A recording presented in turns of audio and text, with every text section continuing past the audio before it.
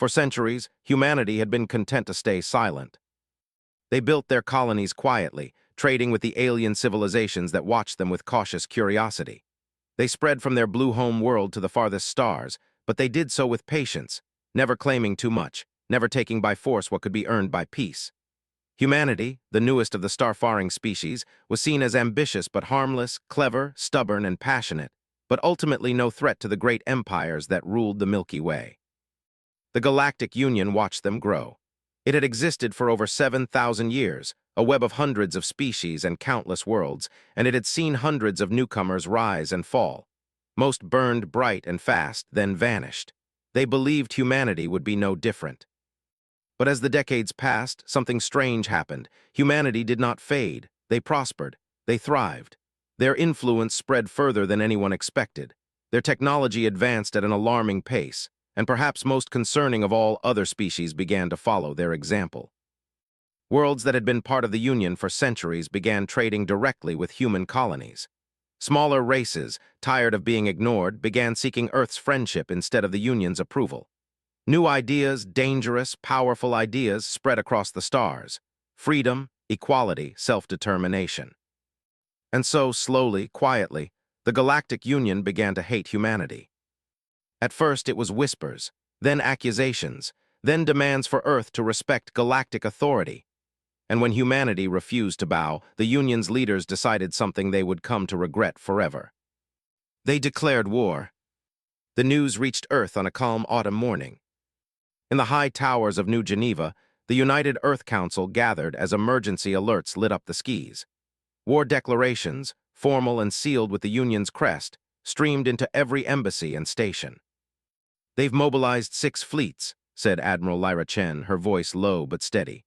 "They've crossed into the outer colonies, 3 worlds already under attack, civilian transports hit without warning." The room was silent for a long time. "Estimated numbers?" asked President David Hassan, his face pale. "Over 12,000 warships," Chen replied. "Possibly more. The Union is throwing everything they have." The silence grew heavier. 12,000 ships. Humanity's entire navy numbered just over 2,000, and most of those were spread across trade routes and distant colonies. On paper, the war was over before it began. "This was inevitable," said Dr. Elen Kozlova, one of the Council's senior advisors. "We've challenged their power for too long, they fear us." "They should," Admiral Chen said quietly, "but not for the reasons they think." On the colony world of Kestrel IV, the war became real in a single afternoon. One moment, families were walking through marketplaces under the twin suns. The next, the sky was full of fire. Union destroyers descended without warning, targeting defense grids, power plants, and communication relays. Civilians fled through the streets as orbital bombardments thundered across the horizon. A young teacher named Mara Danvers clutched her daughter close as explosions shook the ground. They ran through the smoke and chaos, searching for shelter. Around them, terrified voices cried out, some in human tongues, some in alien languages from dozens of species that now called humanity's colonies home. "They said the Union would never do this," Mara whispered, more to herself than to the child in her arms. "They said they'd never attack civilians." But the Union had. And on Kestrel IV, they learned something they had forgotten long ago. Humanity did not run forever. Local militia, ordinary miners, farmers, and technicians rallied in the streets. Old defense drones activated. And in orbit, 3 human frigates, hopelessly outnumbered, refused to retreat. They fought until their hulls burned, until their crews were gone. They fought not because they thought they could win, but because they refused to let the Union take another inch without a price. It was not enough to save Kestrel IV, but it was enough to send a message. Across the galaxy, humanity's colonies burned. Dozens fell in the first weeks of the war. Thousands died. Millions were displaced. The Galactic Union celebrated their victories, convinced they had struck swiftly and decisively. And yet, something was wrong. The humans were not surrendering. They were not begging for peace. They were watching, recording, learning. At first, the Union didn't notice the pattern.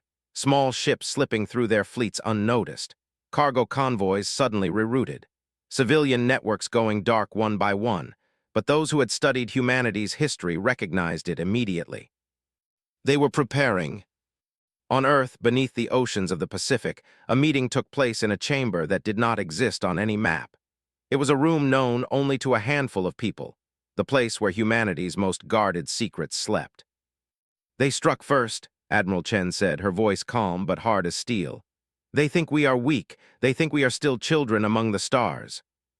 President Hassan stared at the hologram hovering above the table, a three-dimensional projection of the Union's fleets moving deeper into human space. "And are we?" "No," Chen said. "We've been merciful, we've held back." One by one, the room's lights dimmed as data files flickered to life, images and records of things humanity had never shown the galaxy. Dark weapons sealed away after Earth's last great war. Fleets built in secret, hidden beyond the farthest stars. Technologies banned by every treaty. "They believe they know us," Chen said. "They believe they've seen everything we have, but they have not." The room fell silent. Everyone knew what those words meant. The galaxy thought it had declared war on a peaceful, patient, hopeful species. It had not. It had declared war on something far older, far more dangerous. Something that had conquered extinction, endured apocalypse, and rebuilt itself from ashes again and again. Humanity had been merciful. But mercy was about to end. The war spread like wildfire. Within weeks, the Galactic Union had taken 14 human colonies and destroyed more than 100 civilian ships. News channels across the galaxy called it the cleansing, predicting humanity's surrender before the end of the year. They showed footage of Union soldiers raising their banners over burning cities, of human ships fleeing in panic, of terrified refugees crying beneath the ruins of their homes. The galaxy believed it was watching the end of a young, foolish species. But it was wrong. On Earth, behind the closed doors of the United Earth Council, the mood was grim but focused. Maps of the galaxy filled the walls, red dots for lost colonies, blue dots for those still holding out. Every hour, new reports came in, planets besieged, trade routes cut off, border fleets destroyed. Humanity was being pushed back, piece by piece. President Hassan stood before the council, his face pale with exhaustion. "We are losing ground faster than we can respond," he said quietly. "Our fleets are scattered. Our defenses weren't built for a war on this scale." "Because we never expected one," replied Admiral Chen. "We believed in peace. We believed they would never risk open conflict." "And they believed we were too weak to fight back," said Dr. Kozlova, her voice sharp. "They think they understand us, but they don't." The room fell silent. Everyone knew what she meant. The galaxy had seen humanity's colonies, its trade ships, its science vessels. But they had not seen the other side, the side that had fought and survived 2 world wars, nuclear fire, climate collapse, and centuries of violence. Humanity had always preferred peace, but peace had never been their only option. In the deserts of Mars, long-hidden bunkers roared to life. Massive doors opened beneath the red sand, revealing rows of warships that had never appeared on any public registry, ships designed for a war humanity had hoped would never come. Engineers swarmed over their hulls, reactivating systems that had slept for decades. On the icy moons of Titan, deep within mining tunnels, ancient defense networks were reawakened. Satellite arrays unfolded in orbit, linking together into a web that stretched across human space, a system capable of tracking every Union ship within 100 light-years.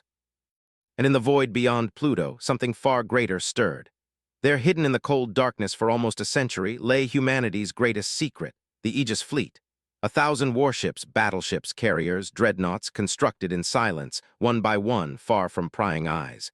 They were the result of a vow made long ago after humanity's last great war. Never again would we be unprepared. But war was not just fought with weapons. It was fought with hearts, and humanity were breaking. Across the colonies, civilians watched their worlds fall. Families fled into space with nothing but what they could carry. Refugee ships crowded the jump lanes, filled with people who had lost everything. Every face carried the same question: why? On the shattered world of Kestrel IV, Mara Danvers walked through the ruins of her city. The school where she once taught was gone, reduced to blackened stone. The marketplace where she had held her daughter's hand was a crater. Around her, survivors gathered supplies and buried their dead. "We never wanted this," she whispered, her voice trembling. "We never wanted war." A soldier nearby, armor scorched and broken, turned to her. "No," he said quietly, "but they brought it to us, and now we have no choice." In orbit above Earth, the first fleet assembled, a sight unlike anything the galaxy had ever seen. Ships black as midnight and sharp as knives floated silently above the blue planet, their hulls gleaming with unfamiliar markings. These were not exploration vessels. They were not cargo haulers or patrol frigates.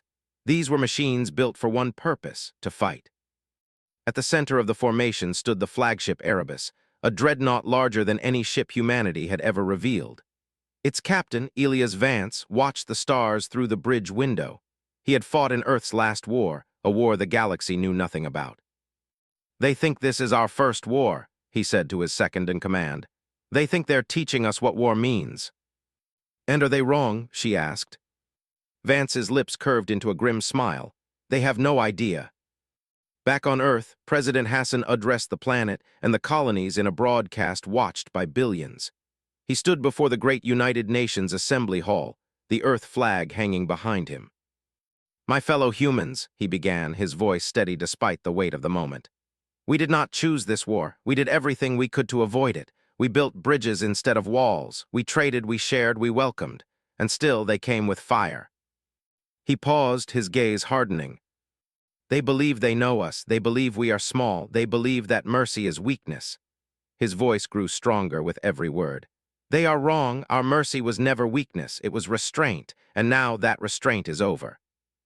Cheers erupted across Earth, across the colonies, across every surviving outpost. For the first time since the war began, humanity felt something deeper than fear. They felt resolve. And far beyond the borders of human space, in the halls of the Galactic Union, panic began to spread. Their spies reported unusual fleet movements. Communications between human worlds had gone dark, and strange energy signatures, stronger than anything they had seen before, began appearing near the edge of Union territory. "What are they doing?" one council member demanded. "Preparing," another answered grimly, "for something we are not ready to face." The war had begun as a punishment. It had been meant to remind humanity of its place. But now, the galaxy was beginning to understand a terrifying truth. They had not provoked a desperate, dying species. They had provoked a predator, one that had been sleeping, watching, waiting. Humanity had been merciful, but mercy was no longer enough. The galaxy believed humanity would hide. They thought Earth would dig trenches around its worlds, cower behind its colonies, and fight only to defend what little remained. The Galactic Union was confident. They had the numbers, the experience, and the arrogance of thousands of years of conquest. But they were wrong. Humanity did not wait for the next blow. Humanity moved first. It began with a whisper. A Union listening post on the edge of the Vega sector went dark. No distress signal, no explosion, just silence. Then a patrol fleet vanished without a trace. At first, the Union dismissed these as technical failures or pirate attacks. But when an entire fortress station, armed with enough firepower to hold off 3 fleets, ceased all communication within minutes, the truth became impossible to ignore. Humanity had begun its counterattack. The first major clash happened at the Battle of Crixa. Crixa was a vital world for the Union, a shipyard system where thousands of warships were built and repaired. It was heavily defended, protected by 3 fleets and a planetary defense grid. The Union believed it untouchable. At 300 standard hours, the human fleet arrived. The Erebus, humanity's flagship dreadnought, emerged from hyperspace like a black blade, followed by hundreds of warships that had never been seen before. The Union's sensors went wild. Human ships were larger than expected, faster than predicted, and carried weapons with unknown signatures. Admiral Trell-Valker, commander of the Crixa defense fleets, laughed when he saw them. 200 ships, he scoffed. Against more than 1,000, they are desperate. This will be over in an hour. But the battle that followed would change the galaxy's understanding of war forever. "Lock all weapons," Captain Elias Vance ordered aboard the Erebus. His voice was calm, almost too calm, as if he were preparing for a drill and not the most significant battle in human history. "All systems ready," his second-in-command replied. "Fire!" The first salvo from the human fleet was unlike anything the Union had ever seen. Instead of the traditional plasma bolts and kinetic rounds used by most galactic navies, humanity unleashed weapons that bent the laws of physics themselves. Mass-driver cannons hurled projectiles at near-light speed, tearing through shields and armor as if they were paper. Electromagnetic pulse torpedoes disabled entire enemy squadrons in seconds. And at the heart of it all, the Erebus unleashed the Atlas Lance, a focused beam of energy so powerful it split a Union battleship in half with one shot. The Union's formation collapsed in minutes. "Impossible," Admiral Walker shouted as one of his cruisers exploded in a blinding flash. "How are they doing this? Their technology, it should not be this advanced." But it was, and worse, humanity's tactics were unlike anything the Union had trained for. Instead of rigid fleet formations, human ships moved like a pack of predators, fast, unpredictable, coordinated. They darted in and out of enemy fire, striking weak points and vanishing before counterattacks could land. The Union's 1,000 ships began to fall one by one. "Admiral, we're losing control of the battle," cried one of Walker's officers. "Order all ships to regroup around the station," Walker commanded. "We can still hold them off." But even that order came too late. Human ground troops were already landing on Crixa. Drop pods, fast, small, and nearly invisible, rained from orbit. Special Forces teams swept through the shipyards, disabling defenses, hacking systems, and seizing control of key structures.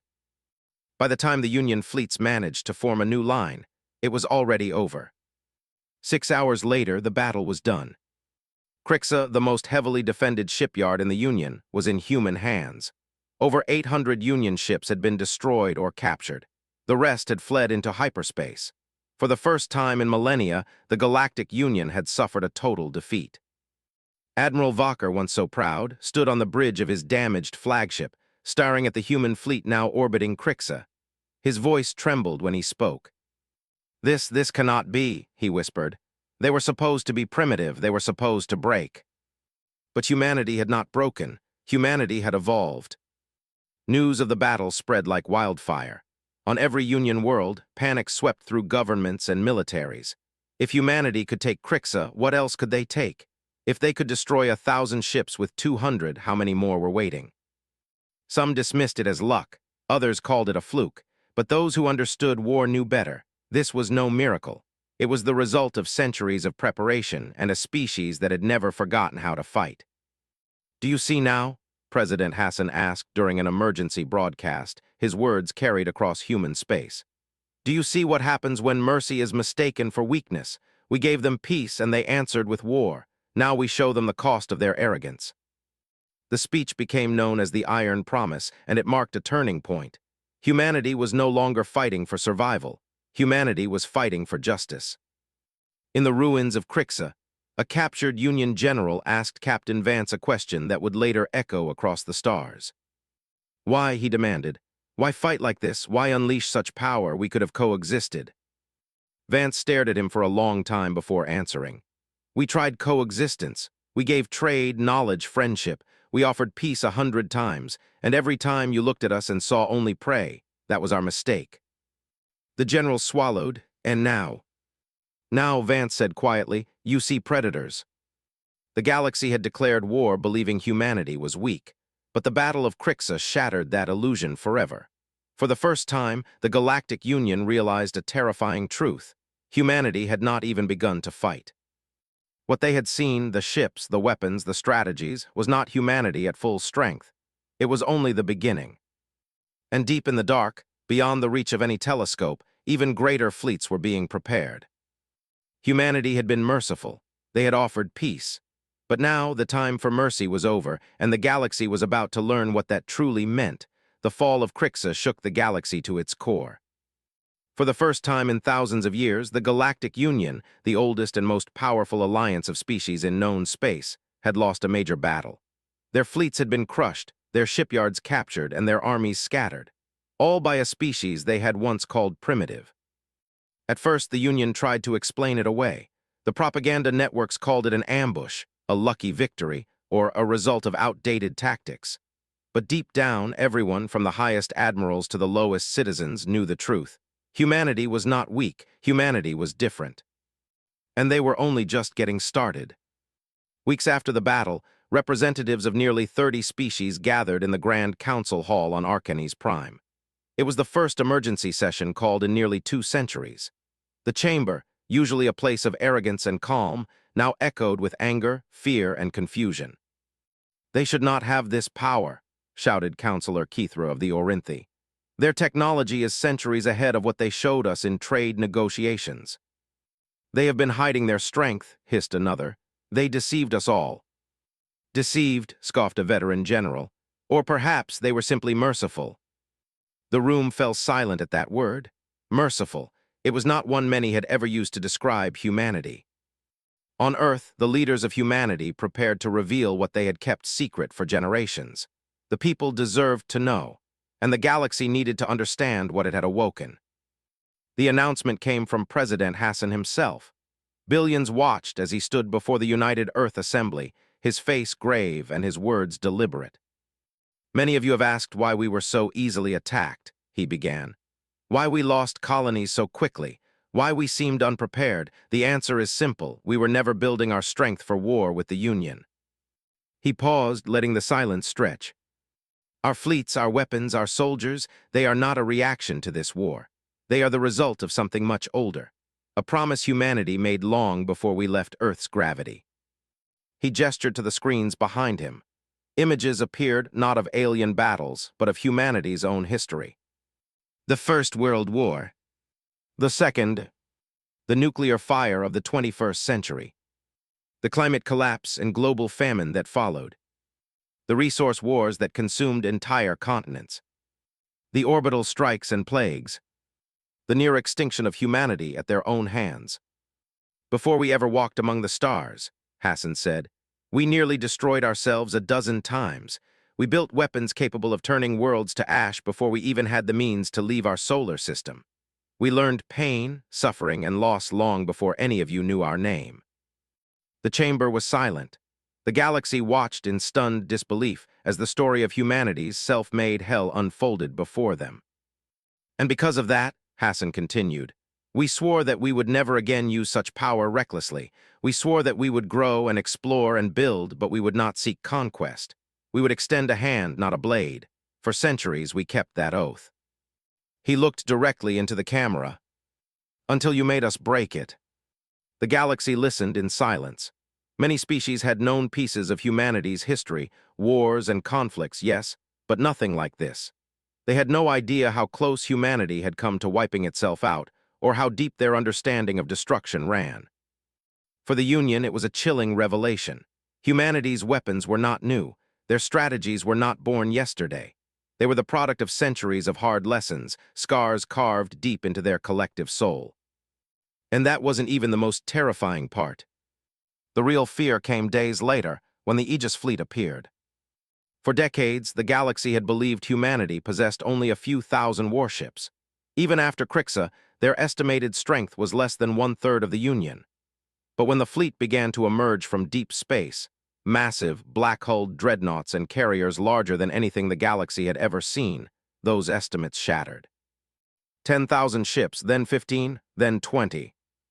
By the time the last vessel exited slipspace, the number had climbed past 30,000. The Aegis fleet was older than the war. Some of its ships had been built a century earlier, hidden in distant asteroid fields or buried under moons. Others were brand new, constructed in secret shipyards beyond the reach of Union sensors. Together, they formed the largest fleet the galaxy had ever witnessed. And they were all headed for Union space. In the council hall, panic spread like wildfire. "This is impossible," shouted Counselor Kithra. "They should not have this many ships." "They do," replied General Volin, his voice shaking.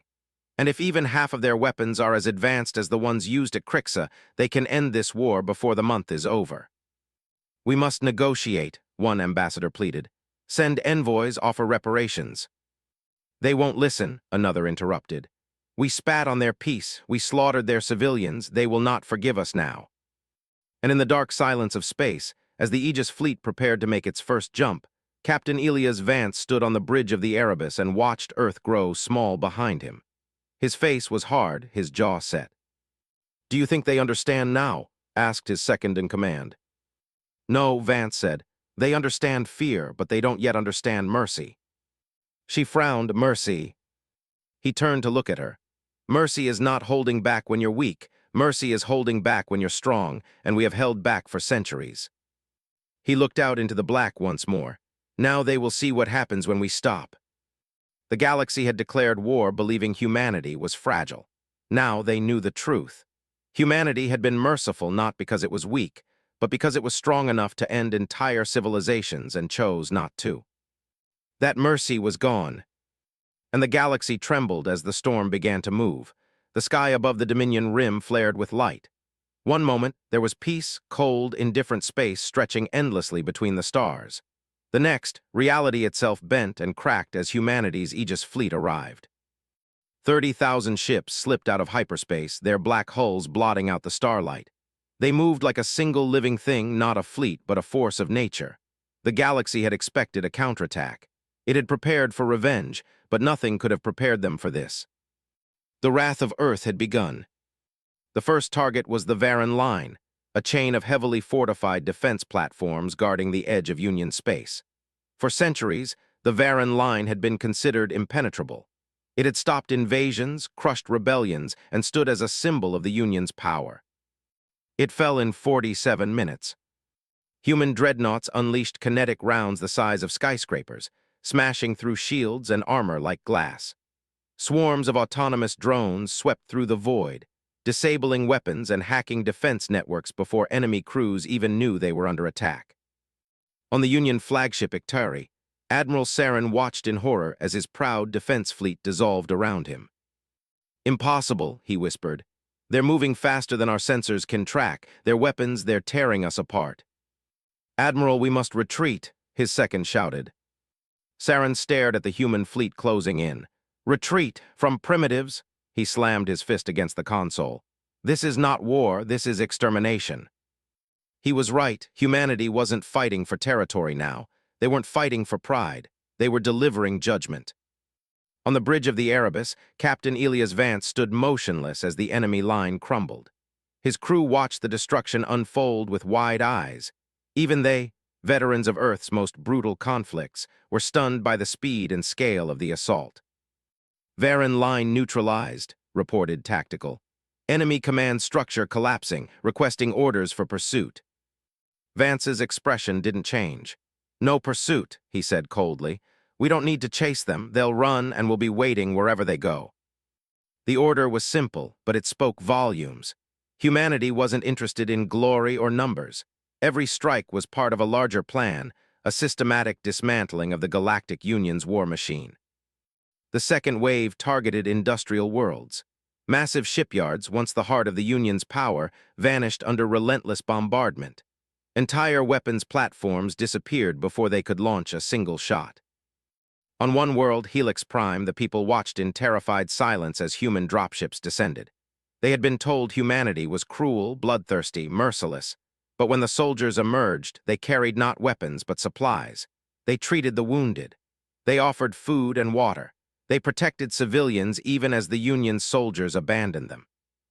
A young Helixy girl asked a human Marine why they were helping. His answer became one of the most quoted lines of the war. "We are not here to destroy you. We are here to destroy the ones who lied to you." The galaxy began to understand. Humanity was not a monster, but they were also not saints. They were something far more dangerous, a people with the power to burn civilizations and the discipline to choose when not to. In the council chambers on Arcanes Prime, chaos reigned. Emergency meetings ran day and night. Fleet after fleet reported catastrophic losses. Supply lines collapsed. Colonies surrendered without a fight. "This is impossible," Counselor Keithra hissed, packing back and forth. "They were supposed to be on the defensive." "They're not on the defensive," replied General Volan, staring at a hologram of the collapsing front. "They're rewriting the rules of war. Every move they make cuts deeper than the last. Every ship we lose is one we cannot replace. They're not just beating us, they're dismantling us." The council looked at the map. It was like watching a slow, unstoppable tide swallow their empire. Yet amidst the destruction, something unexpected began to happen.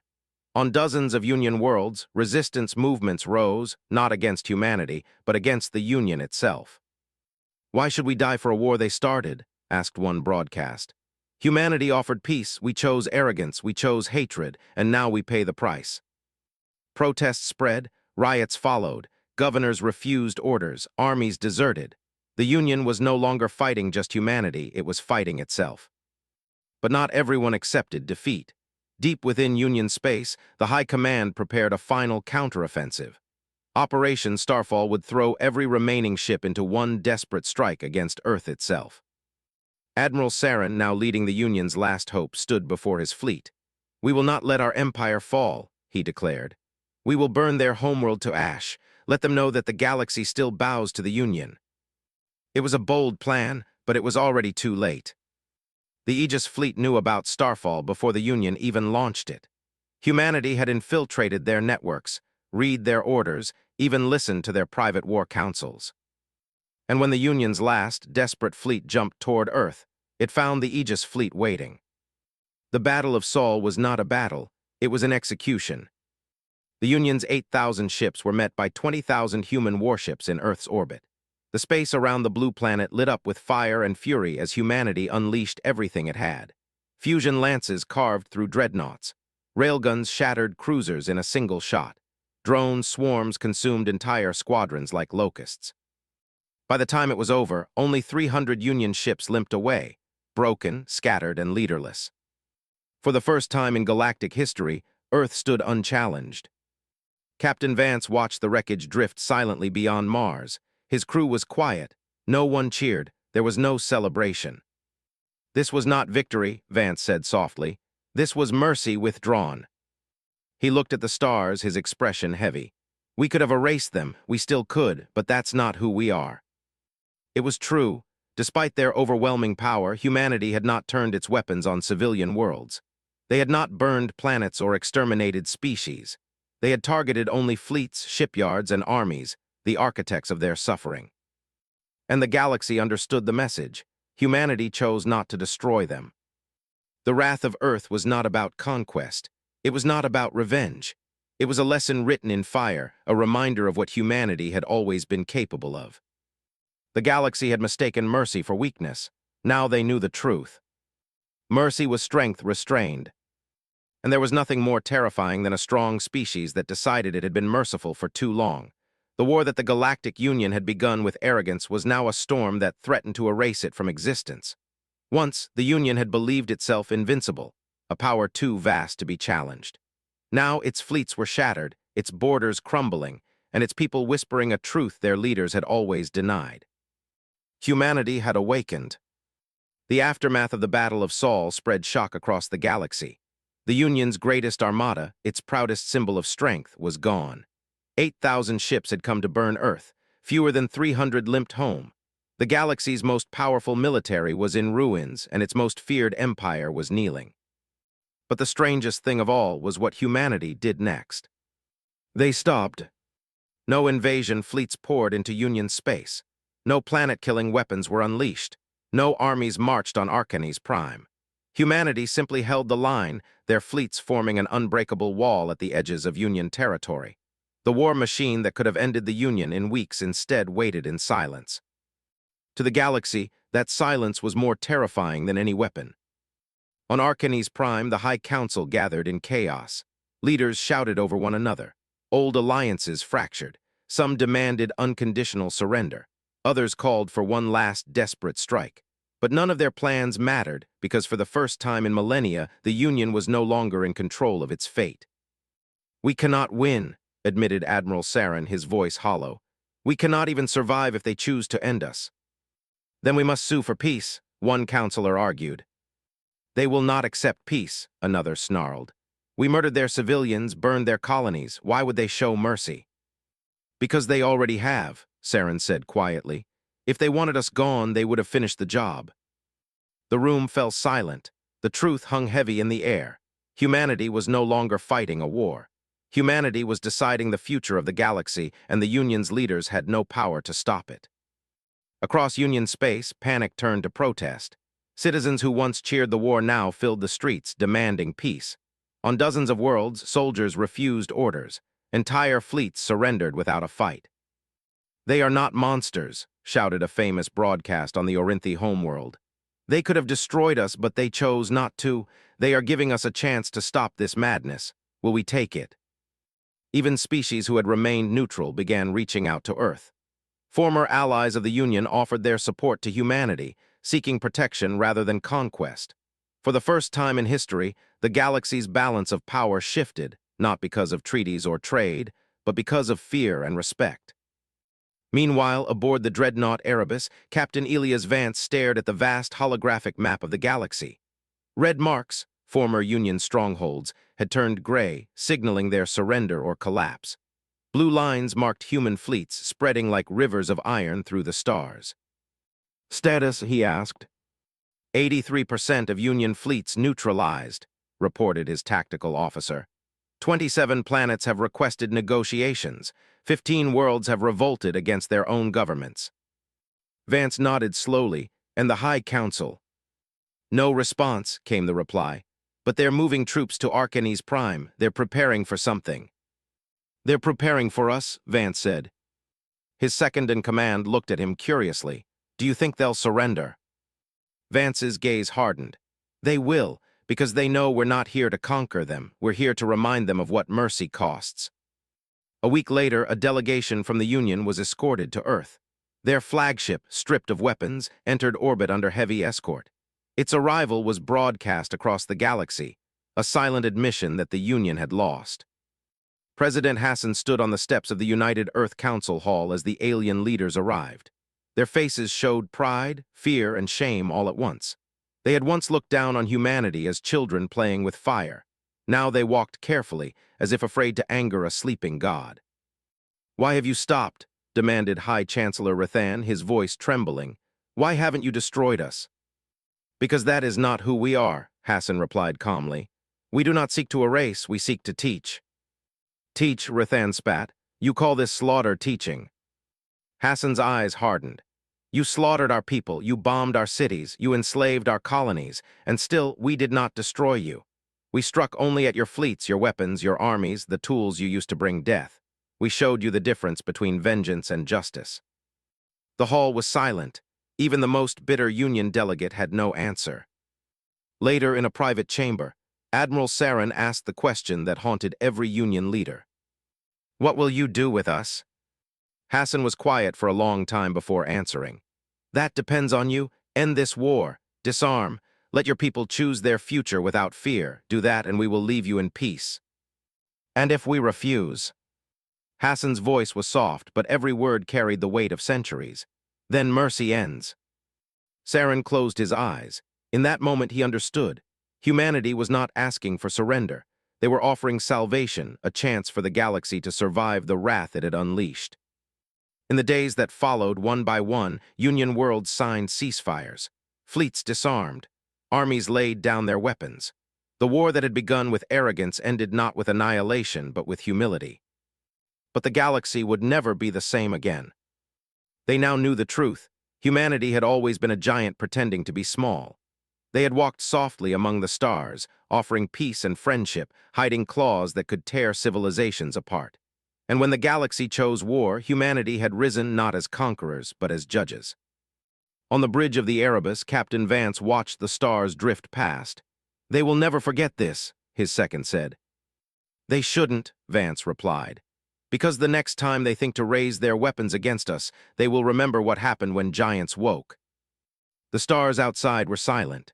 But across the galaxy, hearts beat faster, worlds held their breath, and civilizations whispered a single name with both fear and respect. Humanity, the war that had once threatened to consume humanity, was finally over. The fleets that had set out to destroy Earth were gone. The mighty Galactic Union, the oldest and most feared power in the stars, had been brought to its knees. Its armies were shattered, its arrogance broken, its people humbled. But humanity did not claim their worlds. They did not enslave their people. They did not demand tribute or kneel before the throne of victory. They did something far more shocking. They stopped. The Aegis fleet, which could have swept through every corner of the galaxy, held its position. Human troops withdrew from conquered systems, and where once there was destruction, there was silence, a silence that spoke louder than any weapon. The galaxy trembled, not because humanity was attacking, but because it had chosen not to. On Earth, a new era began. The war that had cost billions of lives and spanned hundreds of light years was over. Cities that had burned now began to rebuild.